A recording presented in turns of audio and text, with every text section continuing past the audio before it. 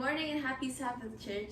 Today's praise team is brought to you by the Vancouver Rangers. Please join us in singing praises and hymns.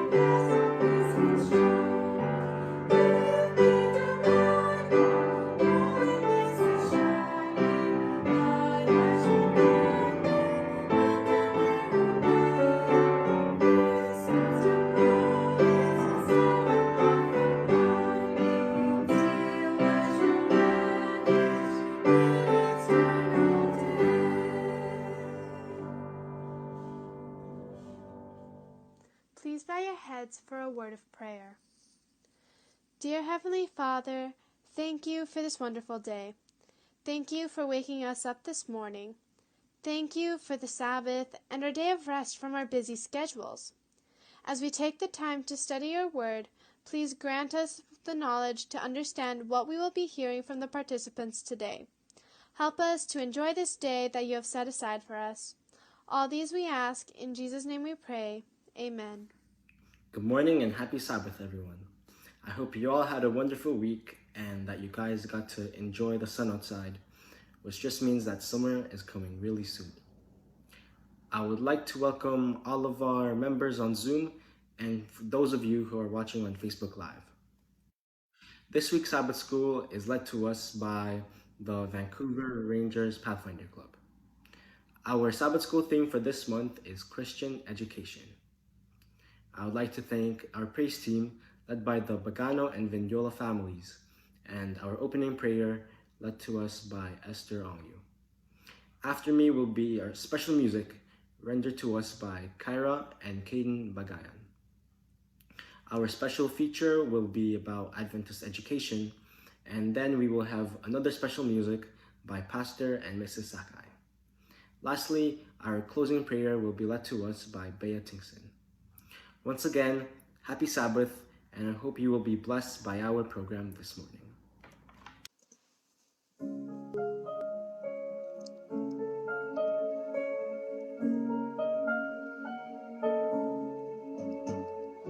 There's a love song rising up inside me.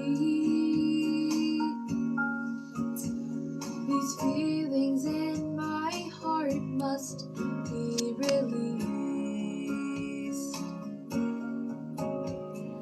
I feel so alive, I just can't help but sing about the one who makes my heart beat. I love living in love with Jesus. I love knowing that He loves me. He makes the sun shine in my heart when the way is dim. Oh, how I love living in love with Him.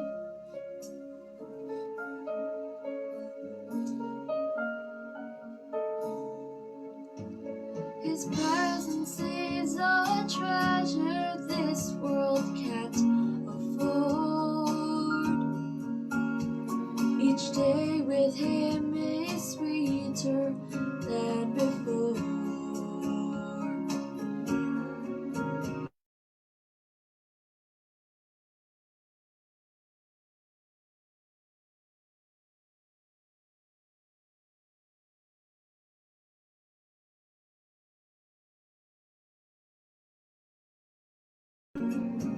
I love living in love with Jesus.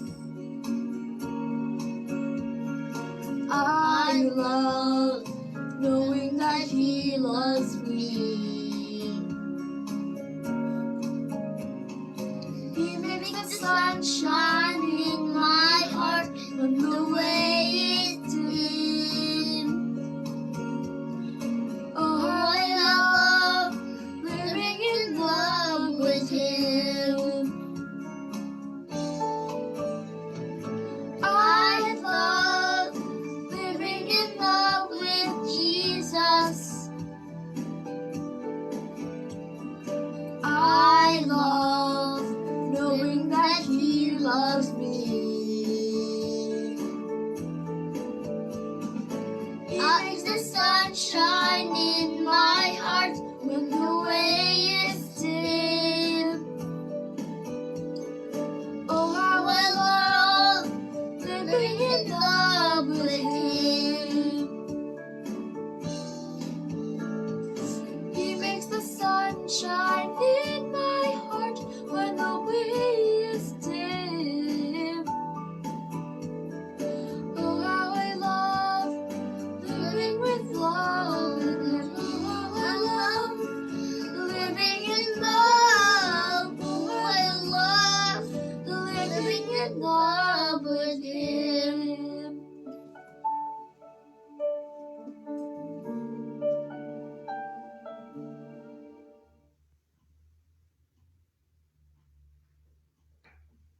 Good morning and happy Sabbath, church.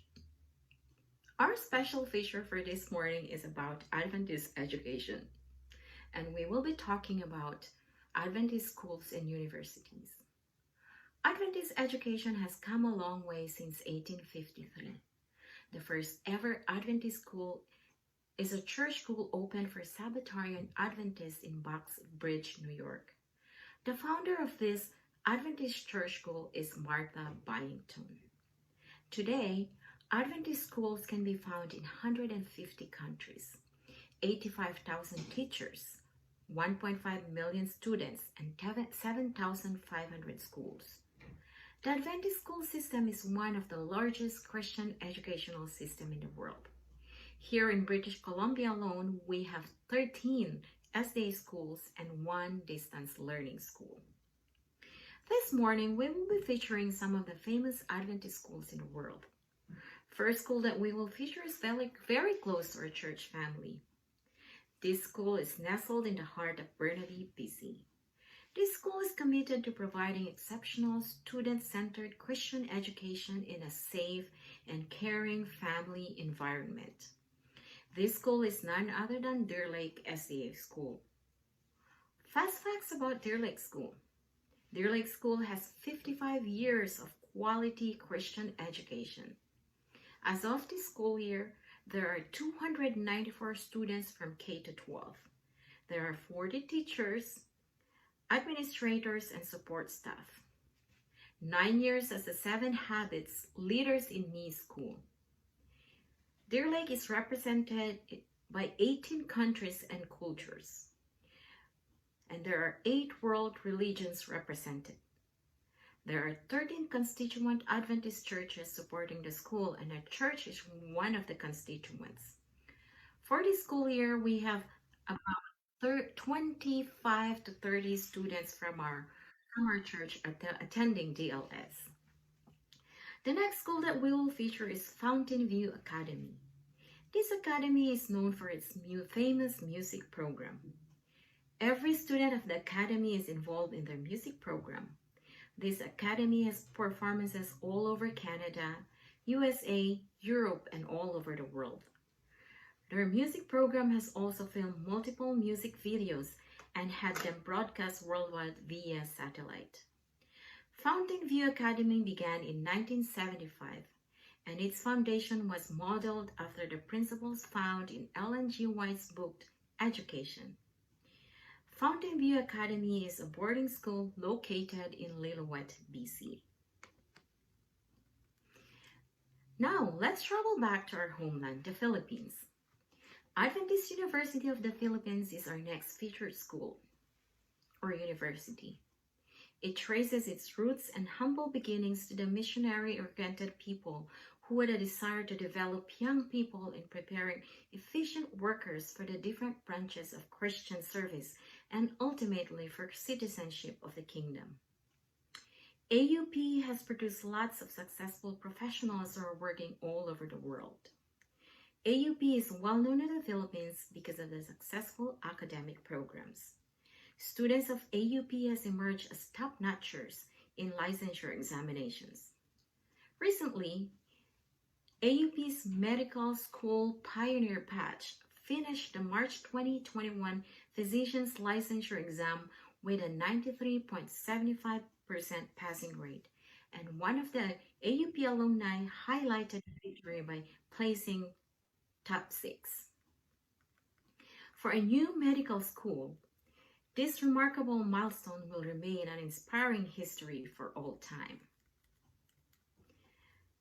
Now let's go back to North America. Loma Linda University is our last university that will be featured this morning. LLU is a Christ-centered Seventh-day Adventist university dedicated to missionary-focused learning through integration of health, science, and faith. LLU has emerged into health sciences university and medical center internationally, known for advanced technology, service-oriented medical care, and education. LLU has a history of being a great school and hospital. It has earned a reputation of being a great factor of making Loma Linda one of the blue circles where people live up to or past 100 years in age. There are other thousands of great Adventist schools and universities, but all these Adventist schools have one common goal, and that is to train children and young people to be great citizens of this world and for His kingdom. He who began a good work in you, He who began a good work in you will be faithful to complete it. Will be faithful to complete it. He who started the work will be faithful to complete it in you.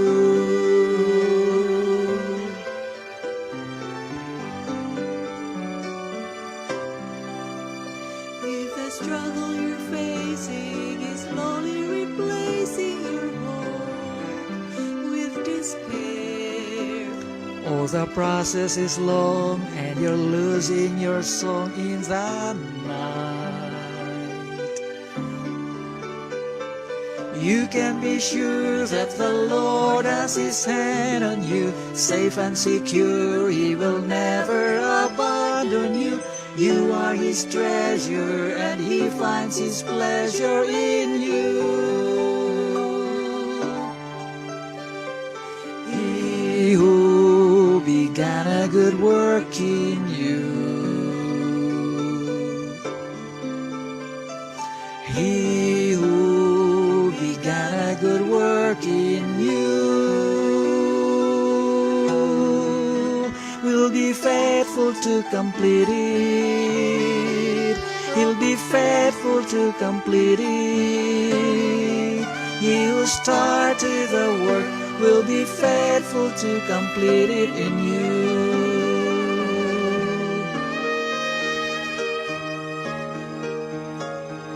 He who began a good work in you, He who began a good work in you will be faithful to complete it. Will be faithful to complete it. He who started the work will be faithful to complete it in you. In you. He who started the work will be faithful to complete it in you.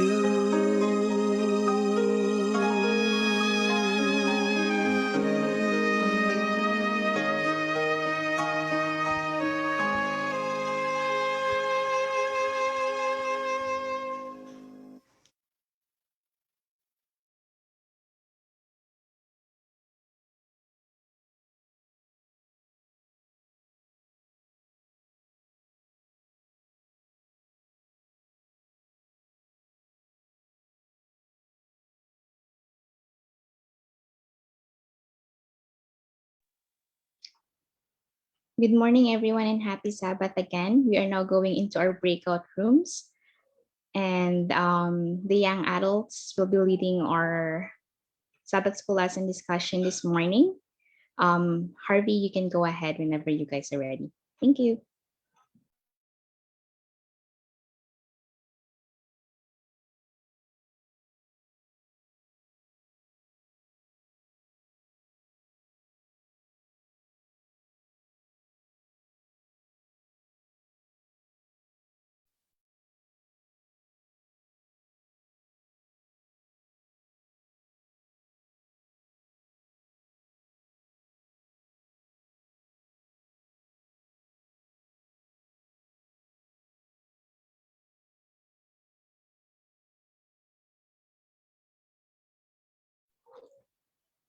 Oh, Harvey, we cannot hear you.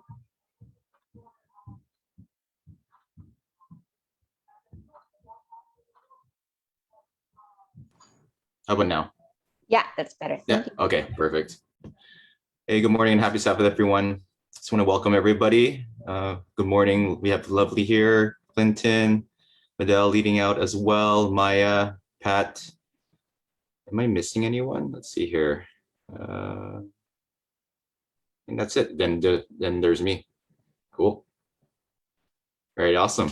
I just wanted to say, how's everyone's week so far? Sorry, this is my first time leading out on Sabbath school, so I'm not quite sure how this is gonna go. We're doing well, thank you. And how are you? Good. Did everyone have a good week? Was there any highlights during the week before we begin? Mine was a short week. I only worked for 4 days, but it felt longer than 4 days. So yeah. But Did you have a day? else. Awesome. Did you have a day off or something? Yeah, extra day off yesterday. Oh, that's good. That's good.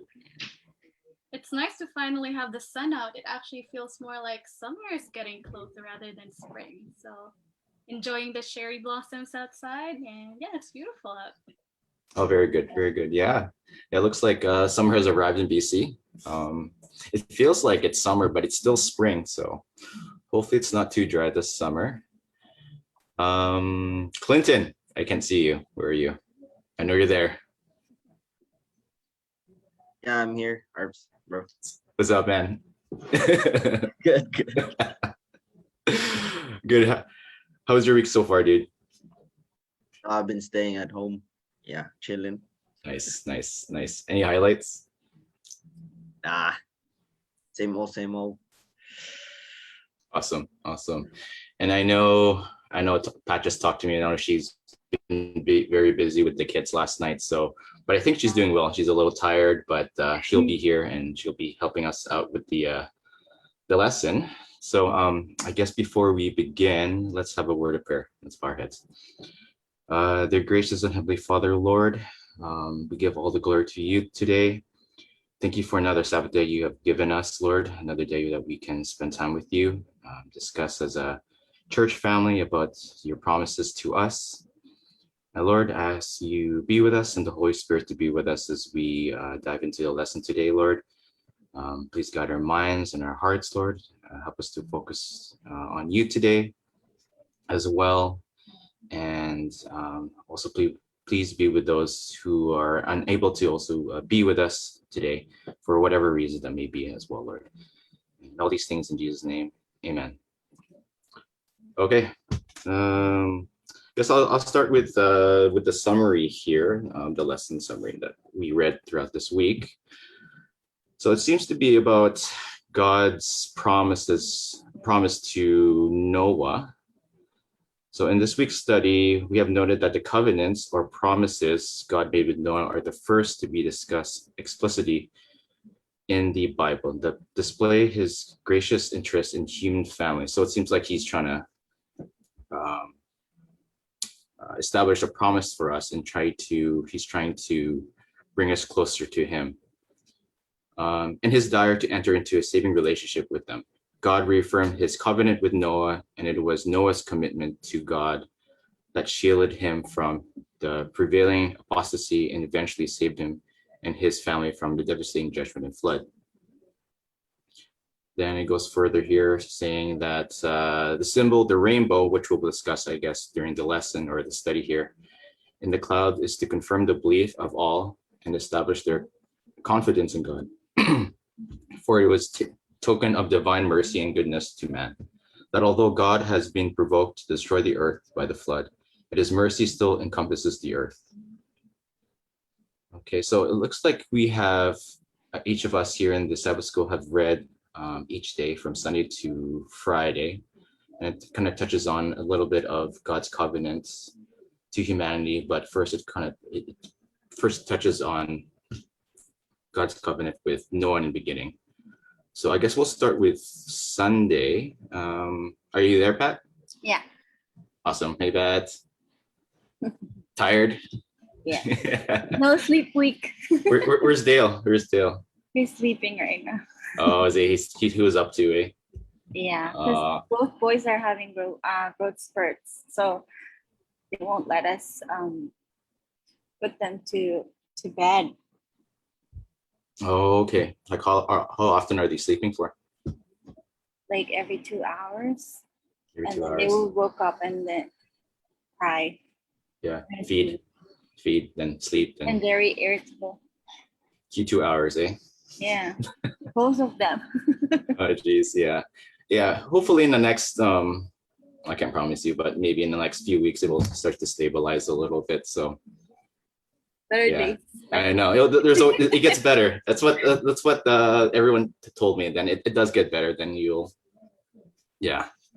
But anyways, we'll begin our study here, Pat. Looks like you were covering the Sunday portion of the lesson study. Is that correct? Yeah. It's about the sin principle. So it was about how sin started.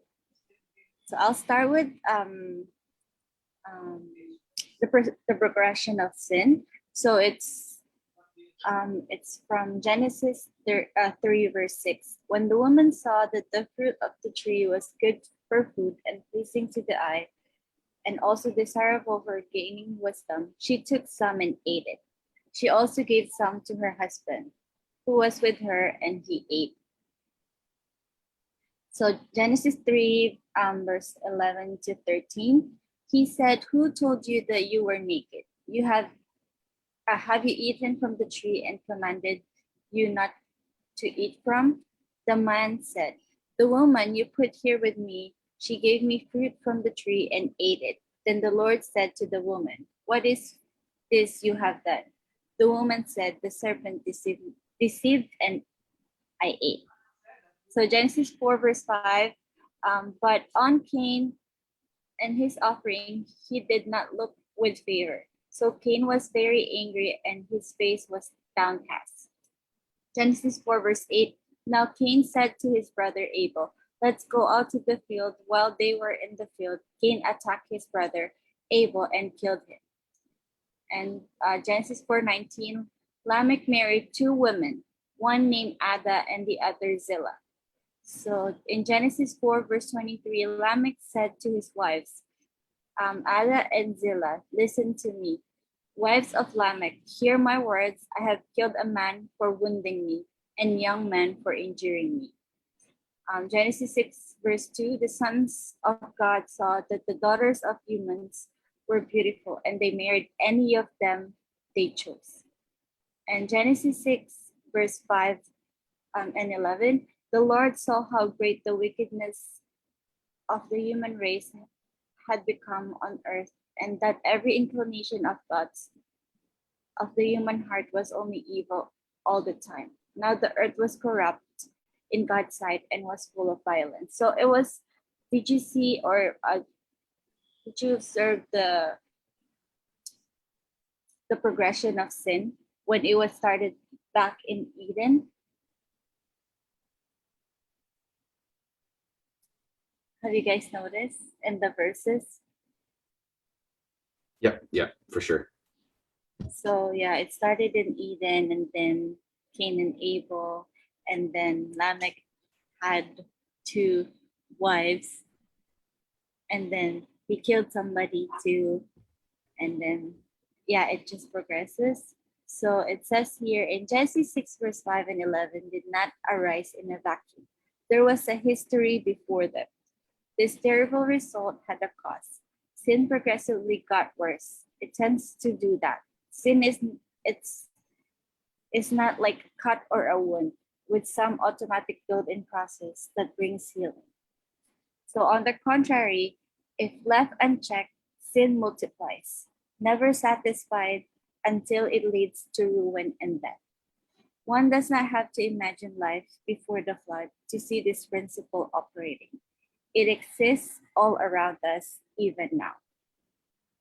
So, no wonder God hates sin. No wonder sooner or later sin will eradicate. A just, loving God could do nothing else with it.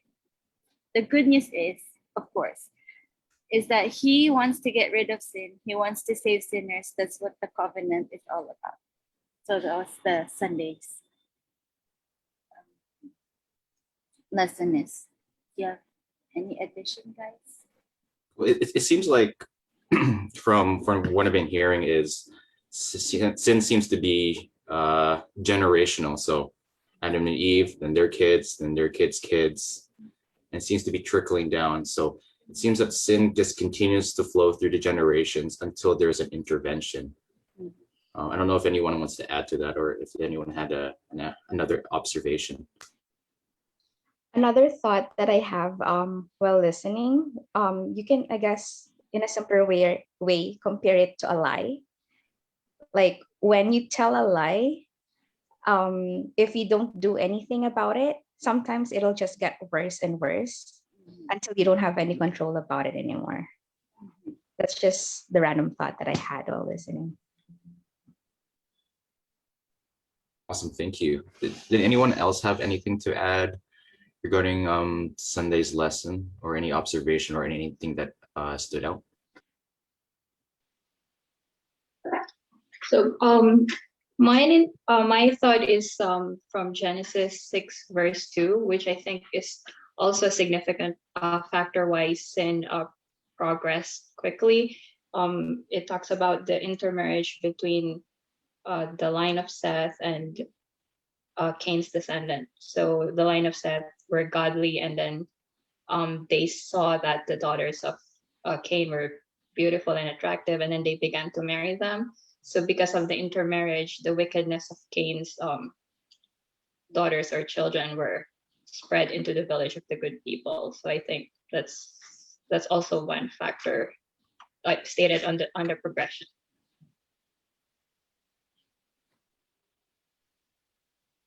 So going to that thought too, I guess it touches on another subject as well.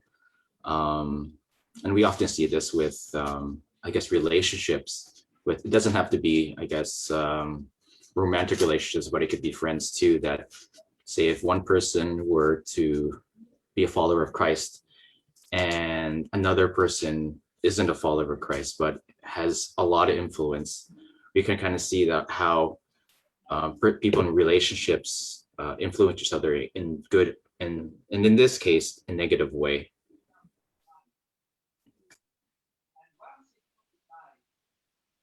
Yeah, and like Harvey mentioned earlier, like it seems like it's a domino effect or a generational thing. Like one sin starts and it just gets passed on generation to generation.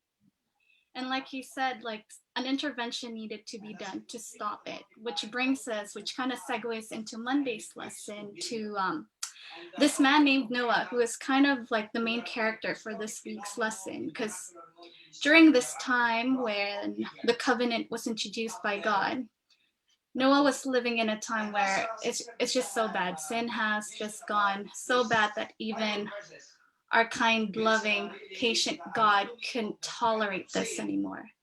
And so then let's look at the character of Noah. Why did God choose Noah?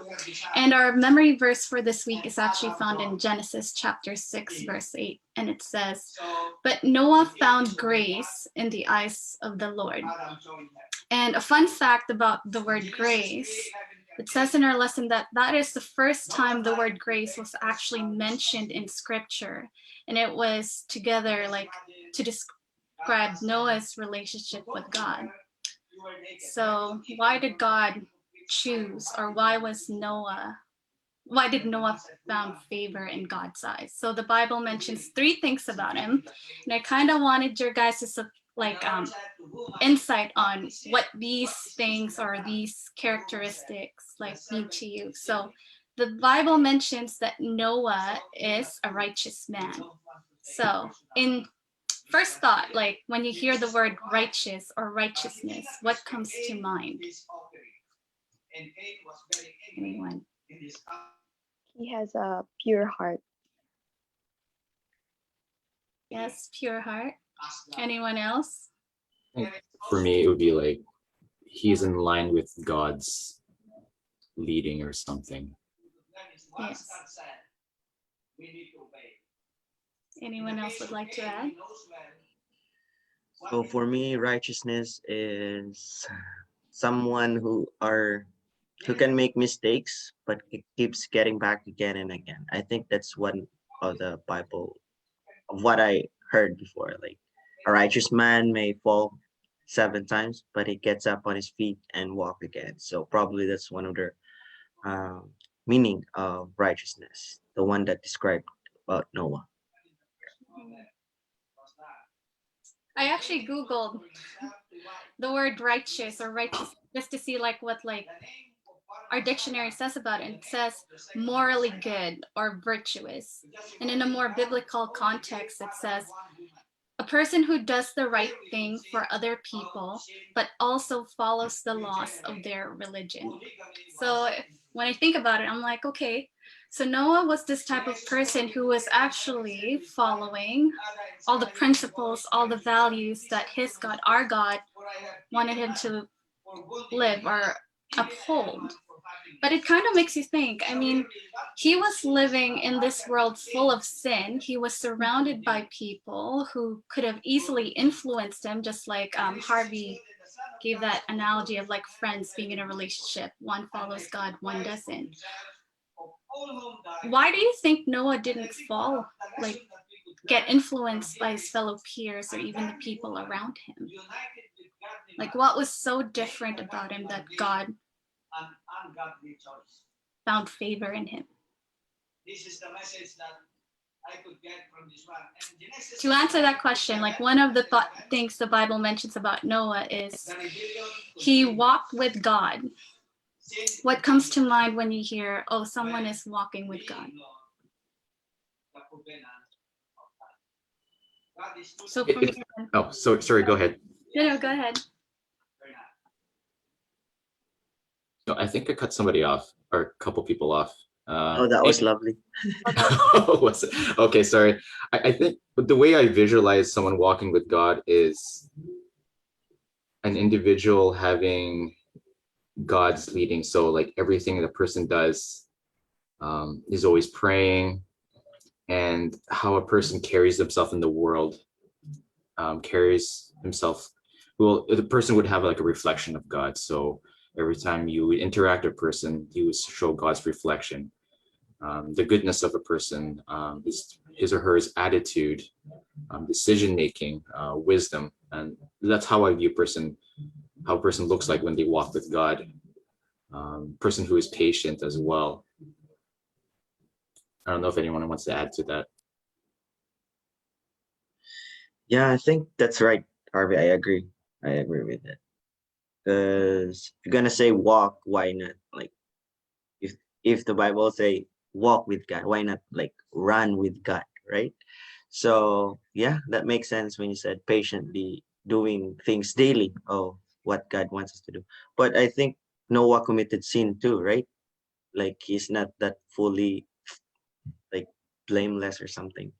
He committed sin too, but probably because of Noah's daily connection with God. Probably that's the reason why. I'm not so sure, but that's in my opinion. Even though he committed sin, even he fell sometimes, but he keeps renewing his connection with God through prayers or something. Yeah. Yes, I absolutely agreed. And one of the things I noted down is Noah was very obedient. He listened, he chose to honor God. I think he truly feared God and had a very deep, intimate relationship with him. Because, I mean, imagine back in the days, you live in this time of just, you live during a drought. And then you're trying to tell people that you need help building this huge ark because a flood is coming during a drought. So obviously no one would believe him, but just imagine the kind of faith and trust Noah had back then, thinking, okay, yes, I'll follow God. In the middle of a drought, I'm going to build this huge ark in the middle of the desert just because he told me this is coming. And obviously you can only think of the repercussions about this statement from all the other people. Like, of course, he probably got bullied, mocked, made fun of, just doing this insane work for a God they couldn't, for a God that most of the people didn't even believe in or follow anymore. So I think, yeah, he had a very deep relationship with God. And also the other thing the Bible mentions about Noah is he was blameless. So I kind of had to think about this one. I'm like, what do they mean he was blameless? Because just like Clinton said, I'm like, of course, Noah was still a sinner, but then why is it that the Bible mentions that he was blameless? I don't know. What are you guys' thoughts about that? Yeah, I really thought that he's like he's not blameless or something, because that what I said earlier, right? Because he committed sin too, just like us. But yeah, find me off guard when the Can you Bible said be it's, blameless and be a sinner at the same time? yeah, it's kind of, Well, those were the things that came to mind when I was reading, like just the word itself. So I Googled it again, and Google says blameless means without fault and without blemish. And it's kind of funny because when you think about back in the Old Testament, when they were trying to find a sacrifice for God, they had to find a lamb that was spotless and without any blemish. So it's kind of like parallel to like the kind of sacrifice you have to give. But Noah, he was described by the Bible as being blameless. So I guess the three things the Bible mentions: righteousness, walked with God, and blameless. You can't be righteous unless you're blameless and unless you walk with God. You can't be blameless unless God covers you with his righteousness. So that's why you need to walk with him. And the only way you can develop good morals or the virtues that God wants you to have is if you walk with God and become blameless. So I feel like learning this lesson, I kind of said, oh, you need all three things in order.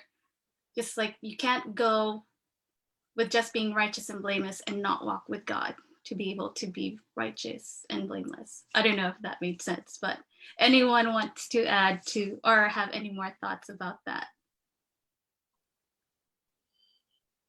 that's a really good point, Lovely. I was amazed too. Like, yeah, we can't be blameless by on our own. Probably, yeah, I think that's the point. Like, we can't be blameless on our own, but because of God, Noah became blameless, right? So yeah, I think it's an inspiration for us too. Like, for us here in our modern days, like, we can also be blameless. We can also be considered as blameless. Keep walking with God. If we follow the three ingredients of what Lovely said, probably we can be like that. I also noted, but Noah was still a sinner who needed unmerited favor from his God. Noah is no different from us, who seeks earnestly to follow the Lord. So I guess like that kind of answers the question. It says like, yes, we're all sinners, but just as long as we realize that we do need God because we are sinners, I think we can follow the path of righteousness and being blameless if we continue to walk with God and seek his grace all the time. Yeah, like Clinton said, it was a good reflection because at the end of the lesson it says reflect on yourself. Like, can you say that I myself or you are righteous, blameless in the eyes of God? And do you have that relationship where you're willing to obey and listen and honor God regardless of how extreme the circumstance may be? So yeah. Anyone else want to add before we move on to the next lesson? Is that background music or someone talking in the background? Anyways, could it be possible that he was blameless too because he didn't really, because there's generations of sin, there wasn't an example for him to fall back on because he's really the first.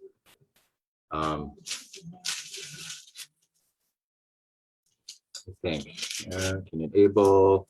Yeah, he didn't really. There wasn't really a figure for him to follow, like a human figure, because we're talking about Adam, we're talking about Eve, they sinned, Cain and Abel, and we have Noah. Like, if you were to look generations, there wasn't anyone for him to like fall back on it really, except his relationship with God. I think that's one of his challenges that he had.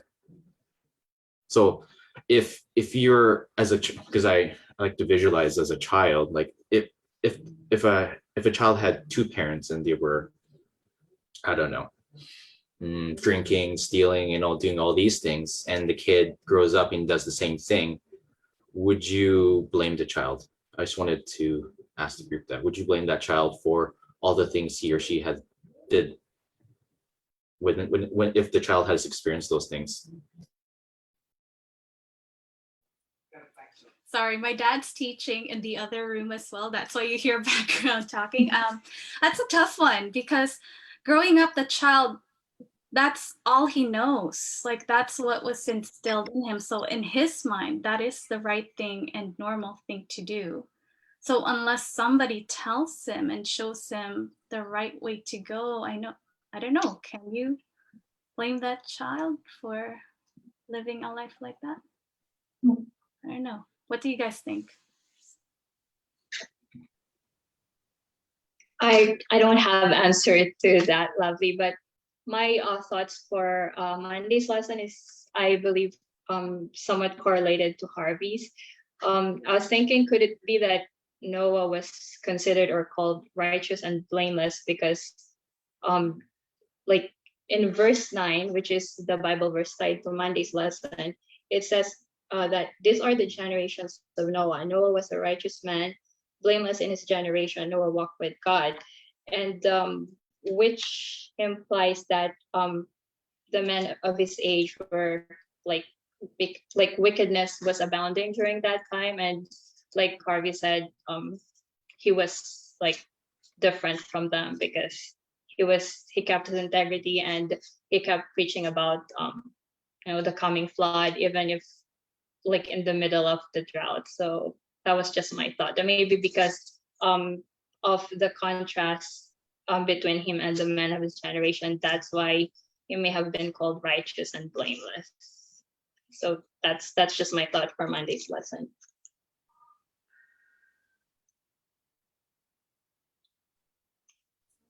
Yeah, and that could have been the reason why God chose Noah to, out of all the people in the Bible.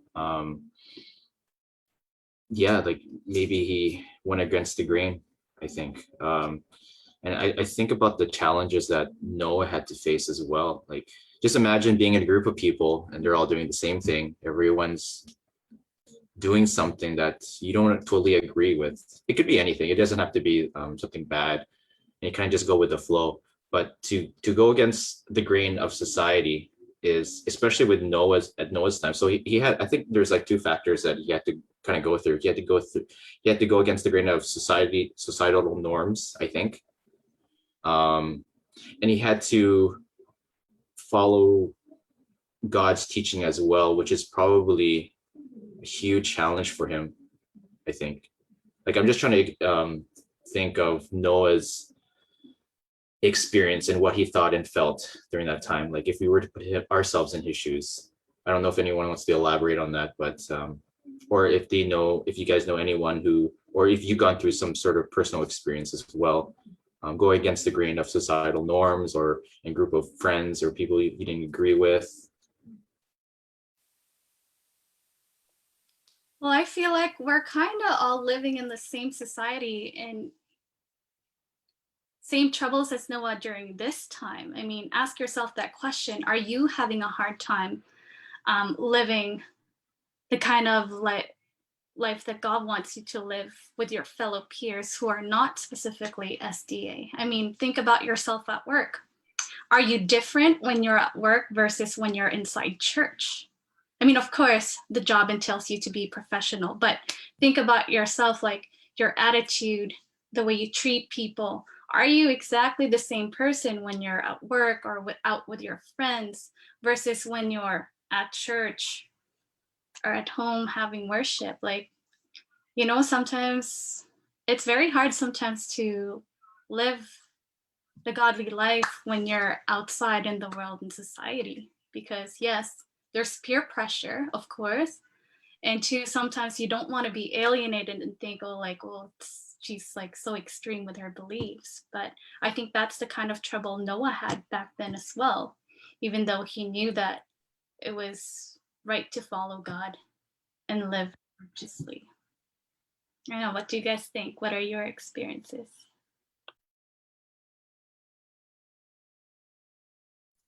Yeah, I could definitely resonate with that. I gotta admit, depending on who I work with, especially at work or who I'm with, I tend to conform my behavior to feel accepted. So sometimes I would act a way that I usually don't, or yeah. So then that kind of makes you question, like, who am I really? Am I a follower of God, or only when it's convenient? So only when I'm with like you guys or a certain group of friends that are followers of God too. But then when I'm with other people who may not be, I conform to, or maybe I don't know, this a little bit more swear or whatever that may be, right? You kind of just change, your attitude changes a little bit, right? And I think the challenge for us is to like, oh, gotta stop. And maybe it's like gossiping or something, right? I'm definitely guilty of that, or hearing gossip or whatever that may be.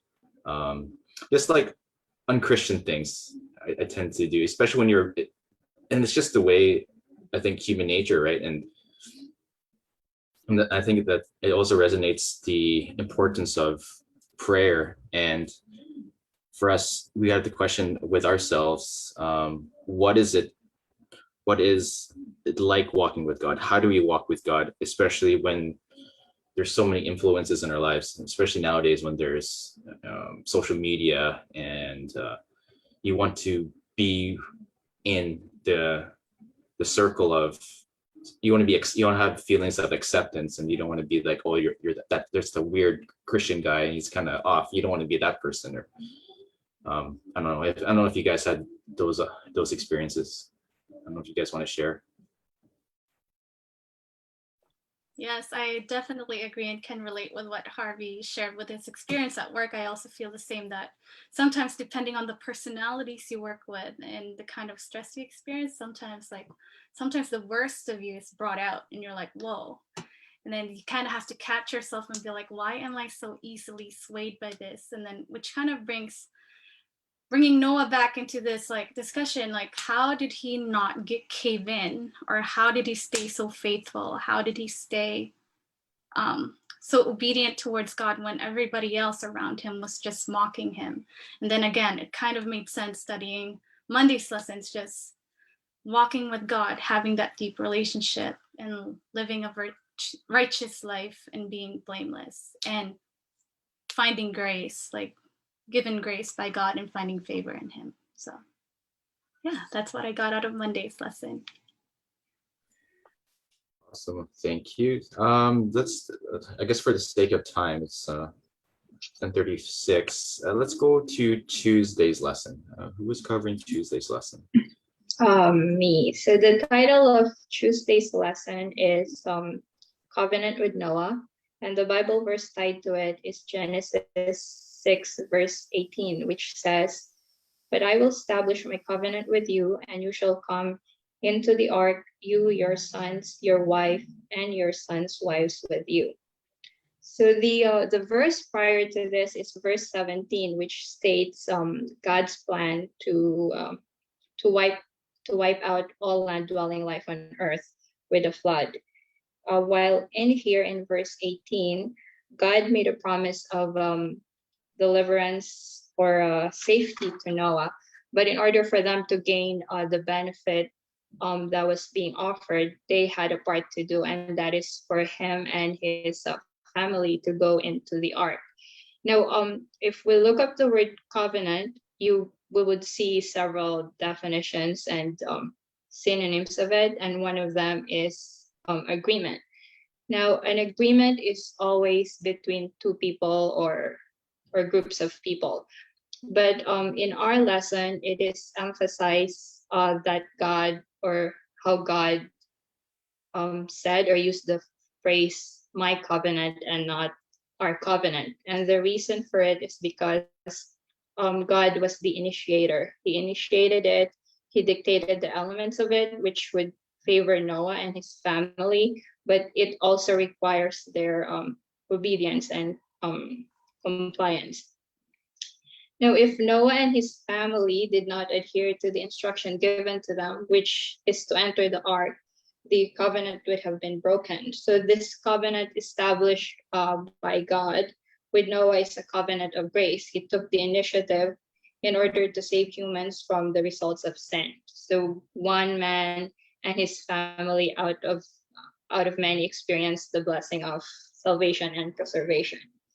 Now, another thing or one last point that we can learn from Tuesday's lesson is it talks about the benefits for each party, the benefit that each party would gain from this covenant. So for Noah and his family, it was salvation and preservation, while for God, it is the benefit of him being permitted to see the fruits of his labor. So those who he loves will be given eternal life. That's all I have for Tuesday's lesson. Awesome. Thank you, Madel. I just wanted to read something because I have the Remnant Bible here, and Ellen G. White wrote something about, I think, Noah's experience. She's covering Genesis 6, chapter 6, verse 14 to 17. And it's a couple paragraphs here, and I'll read it. By faith, Noah, being warned of God of things not seen as yet. So somehow it sounds like Noah had this great faith in God.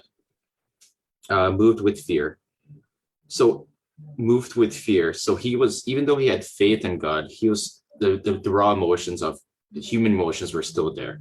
So from the looks of it, Noah's experience, even though I guess we can even apply that in our own lives, we can still be faithful to God, but we can still experience the emotions of human emotions like anxiety, fear, not knowing what's ahead of us. So Noah prepared an ark to the saving of his house, by which he condemned the world and became heir of the righteousness which is by faith. It's also talked about in Hebrews 11:7. While Noah was giving his warning message to the world, his works testified of his sincerity. It was thus that his faith was perfected and made evident. He gave the world an example of believing just what God says. All that he possessed, he invested in the ark.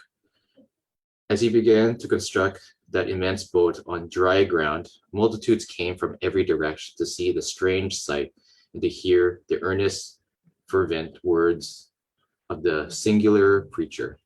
Every blow struck upon the ark was a witness to the people. So it's kind of interesting how, even though the people were pessimistic of Noah and they were belittling him, it still drew people towards Noah. Because usually you would think that if you don't like something, you don't agree with something, you just walk away. But even in Noah's case, like, people were still drawing towards him. I don't know if anyone noticed that or anyone wanted to elaborate on that. So you would think, like, you see like I don't know. I don't have an example, but I'm trying to think. If you don't like something you see on the streets, and you feel like you don't agree with it, don't you think you would just kind of turn away and carry on with your life?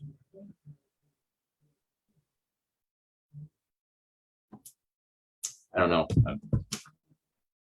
Yeah, I'll keep going. Many at first appeared to receive the warning, yet they did not turn to God with true repentance. They were unwilling to renounce their sins. During the time that elapsed before the coming of the flood, their faith was tested, and they failed to endure the trial. Overcome by prevailing unbelief, they finally joined their former associates in rejecting the solemn message. So the people, even though they heard the word of God through Noah, they still rejected. Some were deeply convicted. Well, interesting. Some were deeply convicted and would have heeded the words of warning, but there were so many to jest and ridicule that they partook of the same spirit, resisted the invitations of mercy, and they were soon among the boldest and most defiant scoffers. For none are so reckless and go to such lengths in the sin as do those who have once had light, but have resisted in convicting spirit of God. So I don't know if you guys have any thoughts or notice anything, or wanted to elaborate on that. I think maybe that's why people were drawn to Noah while building the ark. It's so bizarre. And I guess because people will, I guess, like, his reputation back then, like everybody knew he's this really crazy guy building an ark in the middle of a drought, believing that there will be a flood. So I guess people were kind of drawn to that. They just wanted to see for themselves, to see like what the talk was all about. And kind of lost my thought. Sorry, what was your question again? No, I was just asking if anyone like noticed anything or anything stood out. I think for me, what stood out was people were convicted, but it was already too late. Or they were convicted, but I think the energy of the crowd, being in that crowd of ridiculing Noah, overcome what was more powerful than their conviction in a way. So they probably had at the back of their mind, they're probably like, oh man, maybe Noah's right. Maybe Noah has something. Maybe I should be following God's leading. But at the same time, I just want to be in the crowd, right? I don't want to be that. I don't want to be in Noah's group. I don't want to be on that side, because then what would other people think of me? I don't know. That's just my observation. Yeah. And I think we discussed that before with being at work and whatnot too. But yeah, I don't know if anyone. Yeah, so I think, for example, I mean, like, I believe like it's the curiosity who drags the people near to Noah or something. Like, the more you became different, the more the people became curious about why you are different, right? Like, and if we're gonna reflect it in our life right now, it's like, if we are Seventh-day Adventists, right? Because I'm amazed like how we can learn a lot about Noah's story. Because when I was a child, I just heard like Noah's story plainly, like, but now because of this lesson, I learned a lot, like, probably because of the curiosity. That's why people are because of Noah's different, because he is different, he was different, and probably because we should be different. That's how the people became curious about us. Like, for example, why? Like, they will keep asking why. So probably because when we answer that why, it seems like we're also sharing good news to them, right? Why are you doing this? Why are you? Because if we will become all normal or like all the same, like, who would question it, right? Like, for example, right now, we are all wearing t-shirts. We are all wearing clothes to cover ourselves. Like, if you're the only one who's naked or something, then, I mean, like, that's a very bad example, but just go with what, right? Like, the more you became different, the more people became curious about why you're different, right? Like, yeah, I think that's yeah, because I've experienced it before. Is why are you not eating this? Why Saturday? Something like that. So before, when we're going to say, if I'm going to put myself to Noah, that's what Harvey said. It's kind of hard for Noah for something. But during that time when I have all those questions, I became more excited to answer it. Like, it seems like I really want to be more different. Like, that's the feeling that I had before. It's not that, oh, this is very hard. Like, there's a lot of questions, there's a lot of something like that. Some of my friends felt that way, but during that time I felt more excited. I felt more excited to study, to provide them answers. Like, that's what I felt like. So probably that's what Noah felt too, especially. And in my times, I don't have intimate relationship with God. How much more? I think I cannot say that it was intimate, but so if ever Noah is said in the Bible, it was said in the Bible that the relationship of Noah to God is intimate. So probably the more Noah said or answer questions, or even though whatever the reactions of the people are, I think he felt excited, he felt happy sharing it, although people are mocking him or something like that. I believe that's what he felt during that time too. Yeah. So yeah. Awesome. Yeah, I do agree with you. Like it says here that Ellen G. White describes as Noah having a sense of sincerity towards the people as well. Like he really wanted to get the word out to the people. Like, hey, this is really happening. Come join me. Right. He had empathy for them despite feelings of ridicule. So he was definitely ahead of his time, I think. Usually when people mock you and whatnot, we often like say, oh, forget about you, right? Ignore me, or get away from me, or whatever, right? But he was definitely a different person at the time. I think we should be moving on. I think we finished at 11, so we only got 12 minutes left. Let's go to Maya. Let's cover Wednesday real quick. So, for the Wednesday, our Wednesday lesson entitled Sign of the Rainbow is based on Genesis chapter 9, which happens after the flood. So, most of us have always been fascinated by the beauty of the rainbow. And in some ways, whenever I see the band of colors, it still touched my heart and mind that it's like a God's reminder of something. And in this lesson, rainbows are glorious manifestations of God's promise that He will not destroy the world by flood. It's a reminder that God did once destroy the world with water, and He would do it again with fire. But just as what it says on 2 Peter 3 verse 6 to 7. So the question was, so what did the Lord say about the rainbow would symbolize? In Genesis 9, verse 12, it says that rainbows is a sign of God's covenant between God and man and every living creatures for perpetual or never-ending generation. And in Genesis 9:15, it says that, and I will remember my covenant, which is between me and you, and every living creature of all flesh, and the waters shall no more become a flood to destroy all the flesh. We can notice that in this verse, God speaks to us in a language that we may understand about His covenant when He said that I will remember. Even when we know that God does not need a reminder because His mercy is everlasting, but it's just His way for us to remember that whenever we see a rainbow, we will remember His promise that He had made. It is interesting as well that God would use the word covenant, just like what Ate Madel said a while ago. That the word covenant here is different from the covenant that has been used when in Abraham or in the Sinai covenant.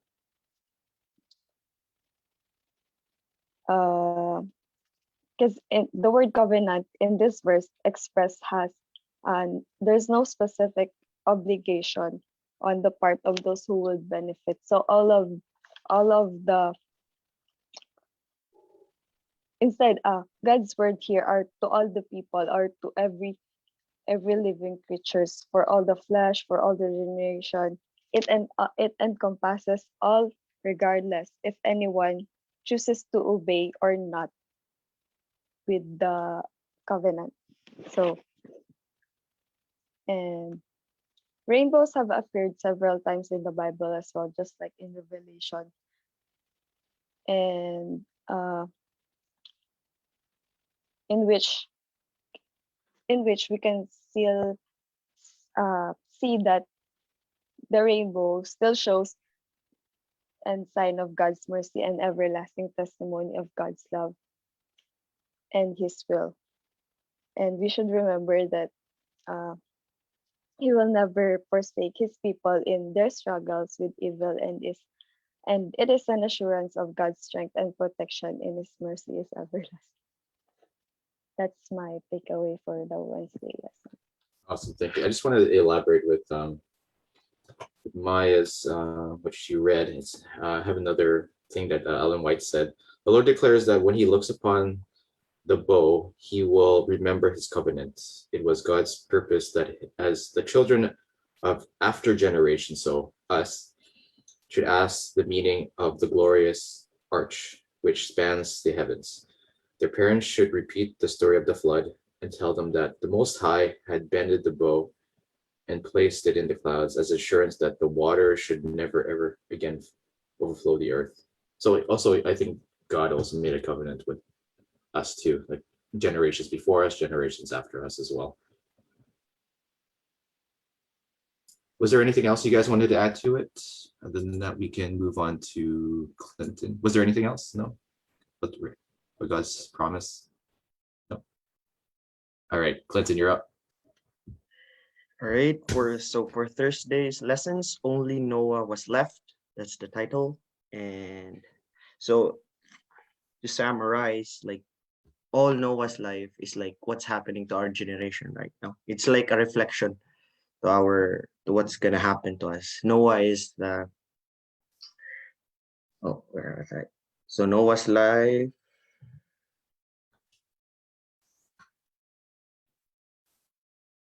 So if we're gonna read Genesis 7 verse 23, it says here, he blotted out every living thing that was upon the face of the ground, man and animals and creeping things and birds of the air. They were blotted out from the earth. Only Noah was left, and those were with him in the ark. So in this text, one finds the first mention of the concept of the remnant in the scriptures. The word translated was left. So we know that Seventh-day Adventists believe in remnant, like in the last days, right? So Noah's life was like it's like the example of what's gonna happen at the end of time. Like we all know about the prophecy, we have an idea about it.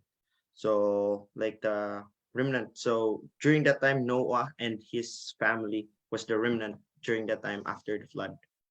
So it was past. It's already in the past. So it will be our lesson.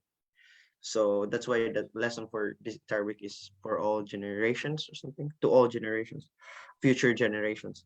So we're gonna learn from Noah's life what happened before the flood. So we can apply it to what we're gonna happen to our world right now after when the judgment comes. So in this case, it was Noah and his family who survived, right? Yet Noah's salvation was linked to God's covenant with him. So because of God's covenant, Noah was saved and his family were saved. In Genesis 6 verse 18, a covenant that originated and was executed by a God of mercy and grace. So they survived only because of what God did for them. However important their cooperation was. Whatever Noah's covenant obligations were, and no matter how faithfully he executed them, his only hope was in God's mercy. So that's why we cannot work our steps or life to salvation, right?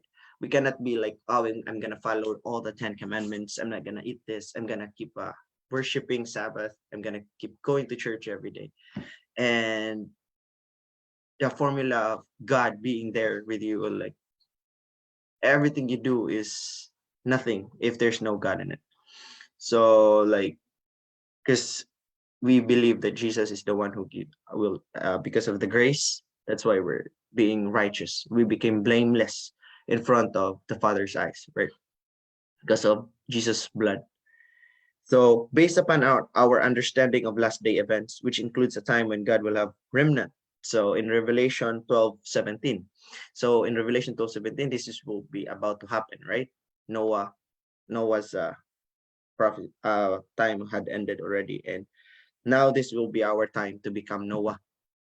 So what parallels can we learn from the story of Noah that will help us prepare to be part of the remnant? So in our generation now, who will be part of Noah's team? Who will be part of Noah's team, right? To be saved. Who will go to the ark? Who will listen to go to the ark? Or are we going to be the people who's going to mock or to be swallowed by the waves or something?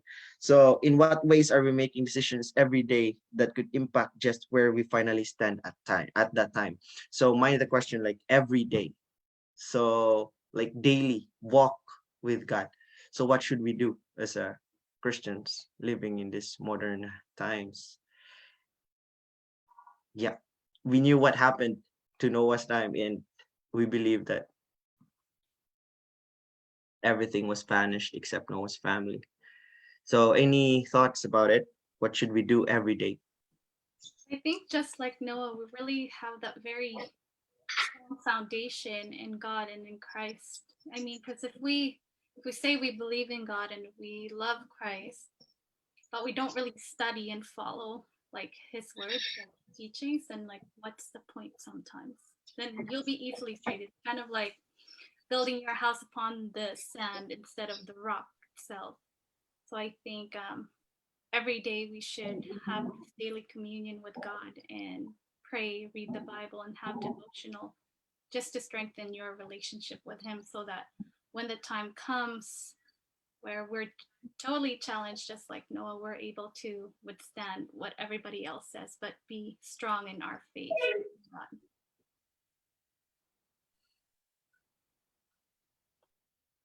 Yeah, in addition to like it's not just like we can have work without faith, or we can just have faith alone without work. So it should be partnered, like, because according to Paul, right, like a faith without work is a dead faith. And it also says here that we cannot work through ourselves going through heaven without faith or without God, right? So it should be tandem together, the faith and work. So any additions, Harvey? So that, I believe that's for Thursday. All right, thanks, man. Just for the sake of time, I'm just going to quickly read over Friday. I think it just goes over pretty much the entire week, or at least a summary. The rainbow, a natural physical phenomenon, was a fitting symbol of God's promise never to destroy the earth again by flood. In so much as the climatic conditions of the earth would be completely different after the flood, the rains would, in most part of the world, take the place of the former beneficent dew to moist the soil. Something was needed to quiet men's fears each time rain began to fall. Interesting. So it seems like people had like some sort of like PTSD every time it rained or something. I can imagine that. It's like, oh no, it's raining. Is it happening again? Anyways, the spiritual mind can see in natural phenomena God's revelations of himself. Thus, the rainbow is evidence to the believer that the rain will bring blessing and not universal destruction. So it's interesting how God had to change people's perception. So when I guess during that time, people every time they would see rain, they'd be like, "Oh no, it's gonna flood again," right? But he somehow turned it into like a promise, a blessing in a way. Like, hey, this is what happened before. This is the promise I continue to have with you.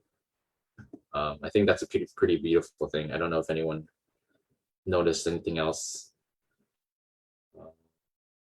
There's some discussion questions here. It's quite lengthy. I don't know. Are we good for time? I know the second service is starting soon. Yeah, we're still good if you still have some questions. We can finish by 11:15 or 11:20. Oh, awesome. So we still have time. I think we can, I think if anyone has anything further to discuss or anything that they can take away, I guess moving on to next week, or not next week, but I guess moving forward when we leave here.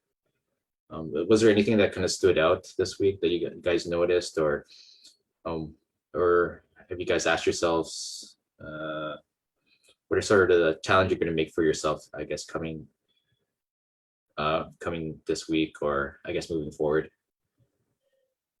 I'm just curious about the lesson. Like, do we have already a covenant between God, like human and to God, or do we have to make covenant like individually to God? I don't know. I mean, like, because in this lesson, like Noah was saved because of the covenant. That's what I understood about it. Like, should we do a covenant with God individually, or I think there already a covenant? I think from the lesson that Maya had mentioned earlier, there was this part where it says that in contrast to the covenant with Abraham or the Sinai covenant, there is no specific obligation expressed on the part of those who would benefit from the covenant. Like the covenant with the rainbow, it says that God's words here are to all people, to every living creature of a flesh, for all future generations. So I think we are already part of that covenant. Okay, so we don't need to have our own covenant. So all we have to do is the three things. Walk daily with God. Forgot the other two. Lovely, help me. Be righteous and be blameless. So it almost sounds like you have to be so perfect in order to achieve that. Yeah. But then it's so promising because then now you learn about Noah. He was also a sinner, but he was able to do that. So I guess the question was like, how do we do that ourselves? Like, what do we have to do every day to find favor, find grace in God's eyes? Yeah, I believe that's what one of the verse that I said earlier, like the meaning of a righteous man, right? A righteous man may fall 7 times, but he gets up on his feet and walk again. We may fail, we may fall sometimes. Don't be afraid that we will lose our slot in heaven if we fall or something, like it's part of our human nature, right, to fall. So I mean, like, we still have to get up every day. We still have to get back every time we fall. Yeah, Yeah, and I just wanted to ask. sorry. Oh no, sorry, Clint, did I cut you off? Keep going, keep going. No, Keep going, it's man. fine. All That right, was man. the end. It looks like we got 10 minutes. I think I want to end this lesson today with when you hear walking with God, your experience for walking with God, or what's it like? How do we walk with God? What does that look like for you guys? Like when you hear a walk with God, why is it like Clinton? You mentioned that earlier. It was very interesting when you said it's not a walk, it's not a run, it's a walk. I think I remember hearing Pastor David Asher mentioning to it, like, what is a walk? Why is it not a run with God? It requires time. Like you're not rushing through it, you're actually invested. Like if you're taking a walk with someone and you're just invested with them in time and getting to know them, I guess. And there is no rush. Like every minute, every second counts and it's precious to you. That's how I see it.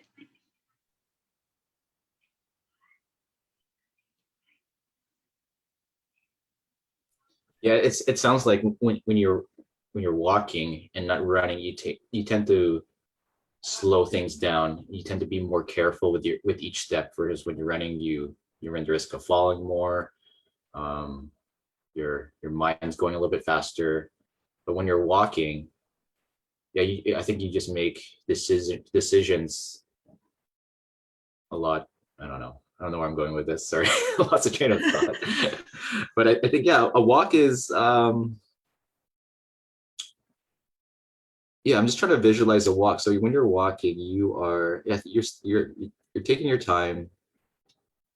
Walk. It's more safer to walk than it is to run. So when you're walking with God, it seems to be like almost like a safety net. Like it's easier to guide a person when they're walking than when they're running. Like, oh, let's go here. You don't make like rash decisions. You're not. I don't know.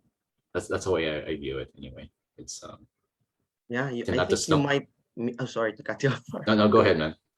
I mean, like, now I forgot what I have to say. I mean, like, you will miss a lot when you're faster. I mean, like, you tend to miss a lot, like in terms of view or in terms of when you keep walking. When we do hikings, right? If if you're walking, we can appreciate every step, right?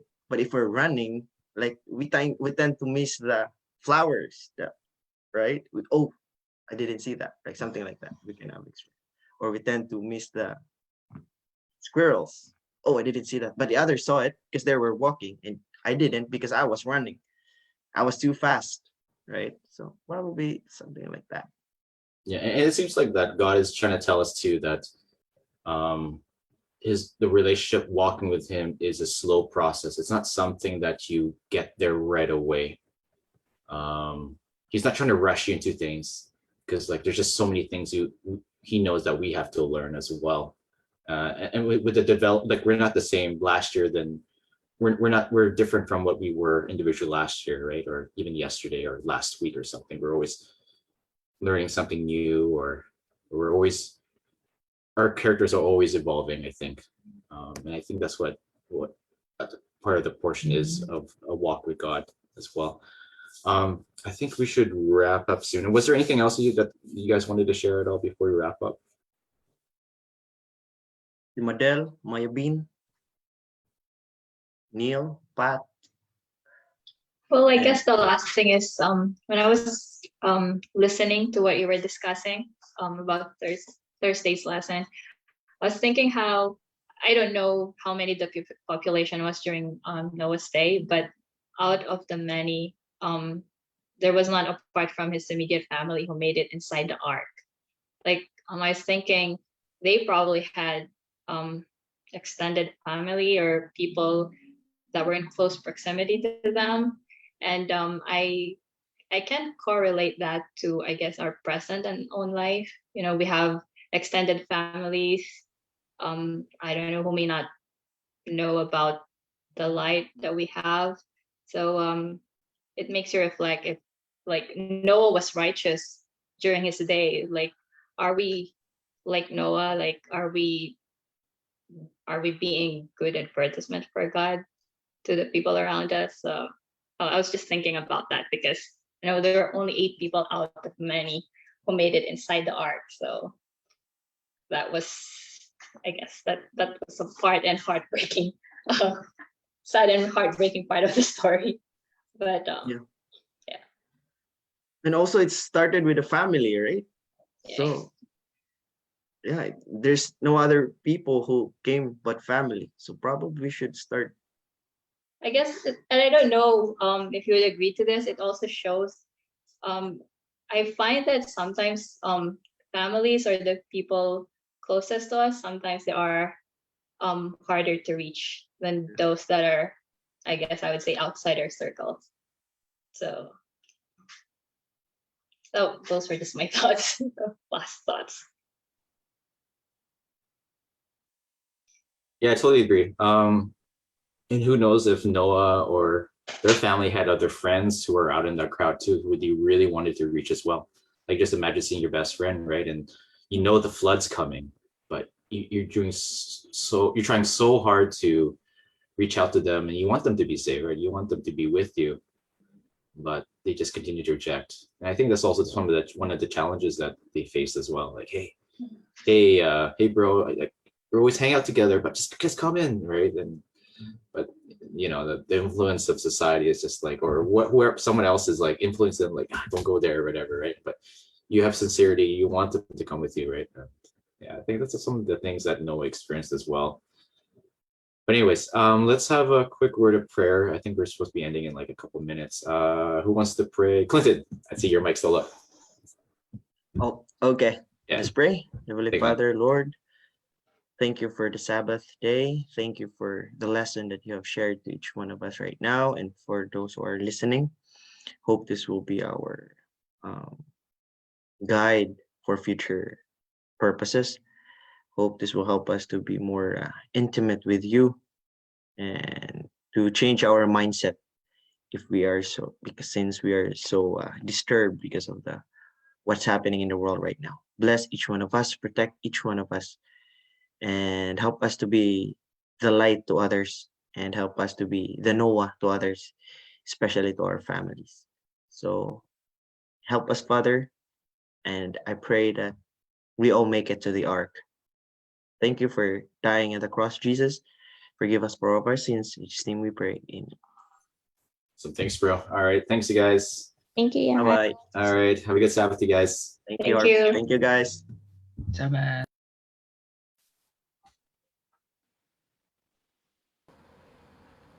Happy Sabbath. Thank